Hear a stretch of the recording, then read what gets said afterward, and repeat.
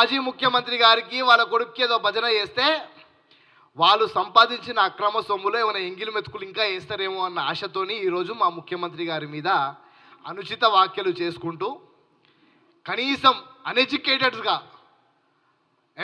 అనుములకు తేడా తెలవకుండా మా ముఖ్యమంత్రి గారు సోదరులా కాదా తెలవకుండా అడ్డగోలుగా సోషల్ మీడియాలో పోస్టులు పెడుతుంటే ఇక మేము చేతులు కట్టుకొని కూర్చోవాలనుకుంటారు వీళ్ళు. పోలీసులు తన పని తాను చేసిర్రు.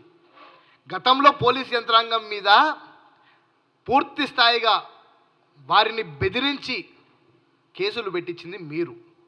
మా సోషల్ మీడియా ఆఫీసు జూబ్లీ హిల్స్లో ఉంటే అర్ధరాత్రి 11:30కు పోయి తాళాలు వలగొట్టి హార్డ్ డిస్కులు ఎత్తుకపోయింది మీరు.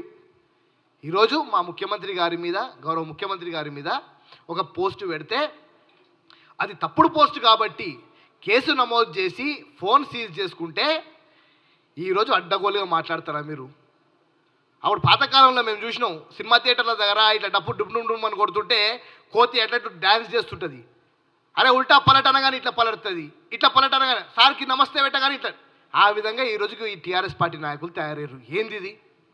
మా ముఖ్యమంత్రి గారిని ఏమన్నా అంటే షీరి శంతకు గడతాం ఏమనుకుంటారు మీరు? అనుకుంటారు అంటే ప్రభుత్వంలో ఉన్నారు కదా ఏం చేస్తారో అని అనుకుంటారు. షీరి శంతకు గడతాం, ఈ పూసి చింతపండు అవుతుంది.